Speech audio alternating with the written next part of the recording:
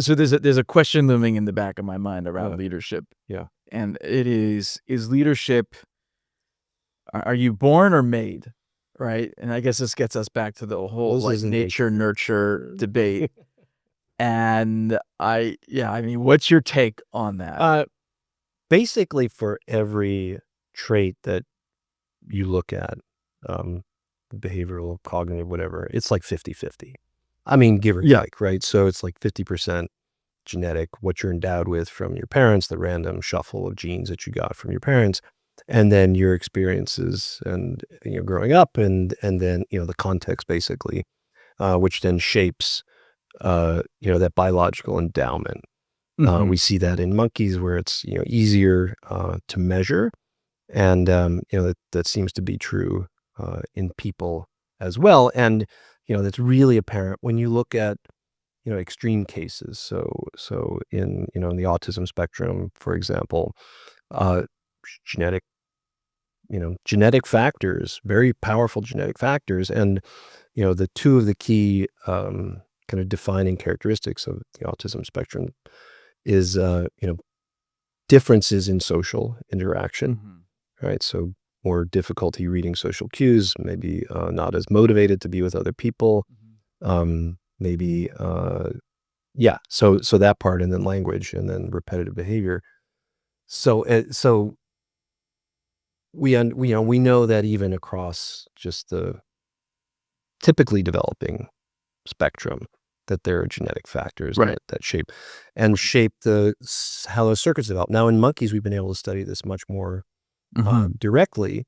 And we do that in two ways. One is like in the lab here, where we can study in a really fine degree of detail what's happening from molecules on up to circuits, to networks in the brain, Mhm. understand how social information is processed. But we also have been, and this is a really, this is a different part of my life and work that's unusual for a neuroscientist, is that we've been studying this population of monkeys on an island off the coast of Puerto Rico In for Puerto Rico. 18 years. They live on an island. There's about 2,000 monkeys there, give or take, at any time. And we know everything about every monkey going back to the founding of the founding population of 400 in 1938. And so we have people there who are research teams who track every single monkey, do, complete behavioral profiles, so they know what they're like. They know who they hang out with, who they don't, who they fight with, their status, their They've social each taken the networks, their friendship. Myers-Briggs. They're sort of like a Myers-Briggs for monkeys, but it's not self-report, which is the Okay. key, because otherwise, that's the problem with Myers-Briggs. It's like how you want to, what you think you Right. will be, or what the other A lot of person is self-report looking biases. for. But monkeys vary in their tendencies to be, really skilled and deft social, players, and others who are more aloof and solitary, or awkward. A lot of the genes that are involved, we've demonstrated that down on Caio, uh, similar to the genes that are, associated with differences amongst humans in terms of their social tendencies, et cetera. And Huh. what's really been a focus of our work over the last decade is understanding how that biological endowment any monkey's born with interacts with their experience to shape, ultimately, uh, success, and what's the kind Mhm. of biological foundation of that. So just like people, Yeah. monkeys who, and this is true in humans, monkeys and people who have more friends, more social support, live longer, healthier, and in humans, happier lives. For humans, they make more money for all the business reasons we just talked about. Monkeys make more babies Mhm. when they have more That's social their support. KPIs. That's their KPI, exactly. I love to say that. And the underlying hardware in their brain that they're using is the same that we see in people. Now, what's really interesting is, just like in humans, but it's more evident in monkeys, is that monkeys who have more friends, the social brain network is bigger. Like, the more friends you got, the bigger the social brain. Literally, physically The bigger in the parts brain. of it is just like larger. Larger. It's larger. And then, that's reflects both their endowment that they got from their parents, but also their experience growing up, because we see that those changes don't really emerge until adolescence, or so it's not like Mm-hmm. not so evident when a monkey's like an infant, when they're a baby monkey. So it emerges through interactions with others. And I know we got to wrap, but I'm going to kind of tell this No, I story, want which to. is, but Yeah. the story, which I know, but we started working there in 2008 or something like that, and we're merrily going along, and we're cataloging the behavior of monkeys. We're uh, identifying certain genes that affect Mhm. whether a monkey's like really like at the center of the network. They got lots of friends, and their friends have lots of friends, or they're kind of on the outskirts. Same genes that are involved in humans. It's heritable. And then in 2017, Hurricane Maria hits Monkey Island. Well, so we know about it Right. hitting Puerto Rico, the mainland. 3,000 people lost their lives. There's other devastation. People still have PTSD about it when I go down there. I was down there in January and From talked this to folks. hurricane. Yeah. Yeah. And it was really devastating. Worst natural disaster in the history of Puerto Rico. And a lot of people, suicides went way up, anxiety, depression, PTSD, et cetera. Mm. So that hurricane hit Monkey Island first. It was an even stronger storm when it hit Cayo. And remarkably, all the monkeys survived. All the hurricane monkeys survived the itself. hurricane. Yeah, as far as we could tell. Maybe a few infants, Uh-huh. which we didn't, Wow. catalog. We don't know how. We believe they hunkered down on the leeward side of the island. There's like a cliff, and so they'd be out of the not taking the full force of the wind. And they don't have houses or things like that could fall on them. So some ways that was better. In some ways that helps. But but it was utterly devastating. It was like a bomb went off on the island. All the research facilities were destroyed. The fresh water cisterns were destroyed, and all the trees were destroyed, basically. And they still haven't recovered. Okay, so the trees are a source of food, a source of shelter, and probably most importantly, shade. So if you've ever been to Puerto Rico, it's really hot and humid in the afternoon. It's right at the limits of human tolerance. Monkeys can't sweat. So in terms of thermoregulation, they're a real challenge because it's right at How the do they limits. stay cool then? They have to use their behavior. And so they typically would go in the shade in the heat of the day. Now there's no more shade. Right. 8 degrees Celsius hotter. Just 8 degrees Celsius hotter in the open compared to the shade in the afternoon. Now, what's really interesting is that, and we've been able to catalog this over the years, that at every level, this just is, talk about a stressor that you can't replicate in the lab.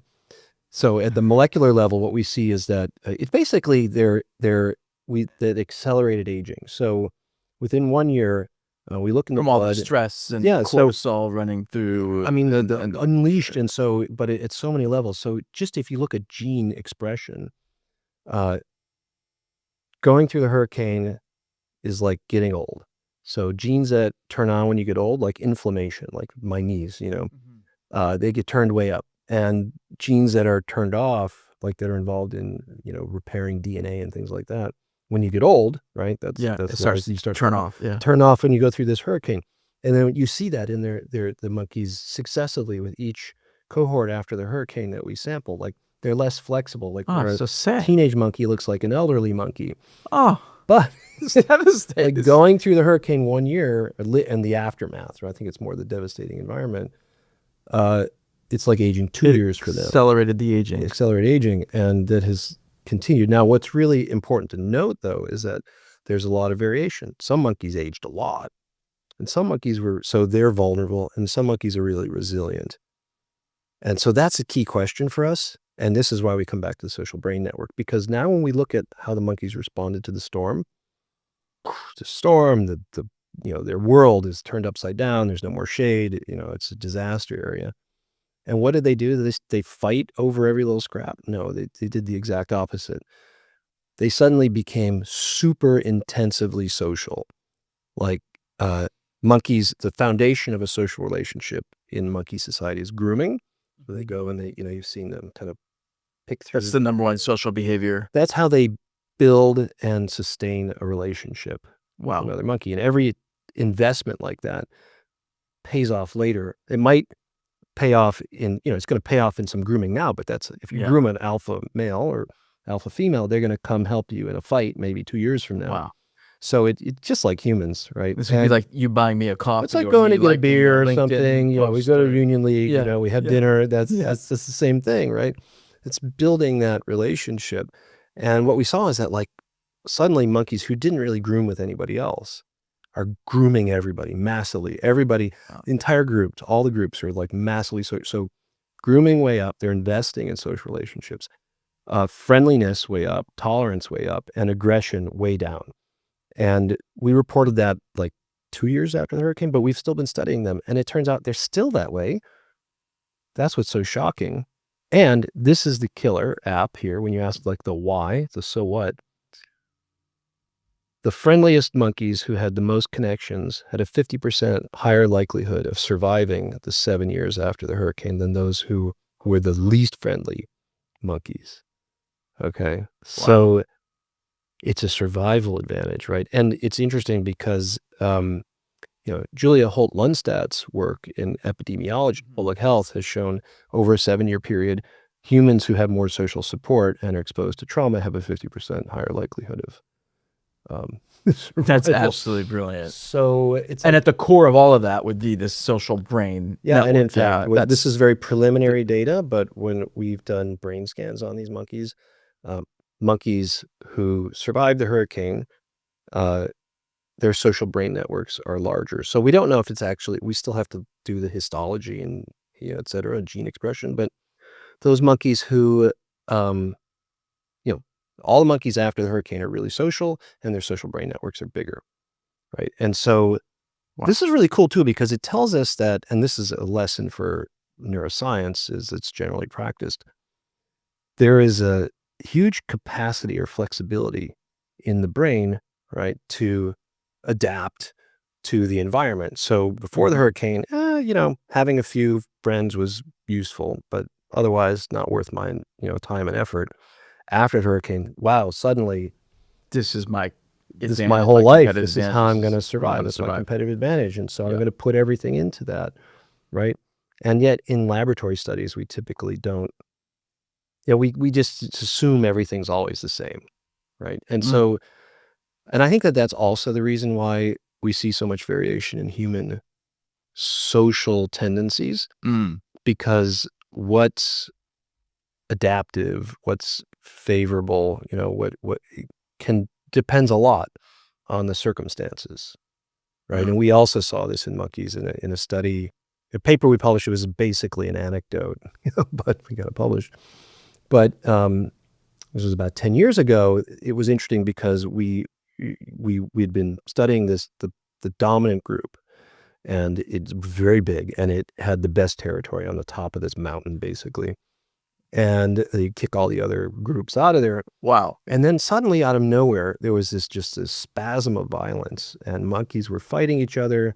Within the dominant group? Yeah, within that group, but in the center of the social network. That's what's really important. Like the most dominant families and monkeys who were in the middle of everything. Somebody took the somebody's really banana popular or monkeys. what? Well, it was so the spasm of violence. Monkeys died. The group broke up into like 4 or 5 daughter groups that got kicked out of the good territory because they couldn't hold the territory anymore. And so we went back in the records to see, well, what in the world was going on? Somebody takes somebody's banana. What happened was monkeys were losing the capacity to service all those relationships with each other through grooming. So they're getting more cliquish, spending too much time with just their few besties and not distributing, you know, making sure that they're keeping their alliances and friendships with everybody, you know, warm. You got to keep that network warm. And they weren't doing it. And then we don't know what actually triggered it. It was all this violence. What was interesting is that, so those animals, when, you know, the crap hit the fan, it was really bad to be in the center of everything. But if you're a wallflower on the outskirts, those monkeys, they didn't get hurt, and they just kind of melted away and attached themselves to, you know, other groups loosely affiliated. So I feel like you just described the history of human civilization. like you think about, like, I think so. You know, different empires rising and falling. Absolutely. You know, you know, maybe, you know, right before the rise, there was some kind of traumatic experience or a war that was won that brought everybody together, you know, analogous to, say, like this phase of grooming, high grooming, Yeah. but then you get comfortable, and then you start to maybe engage in, I don't know, depending on your theorist or philosopher, like, hedonistic or selfish, Yeah. pleasure-seeking Right. behavior that ultimately You turn inward. starts to create like a caste system of Yeah. and then Well, you just need something some spark or something that creates that heightens the schism, and then you have yeah. conflict, Yeah.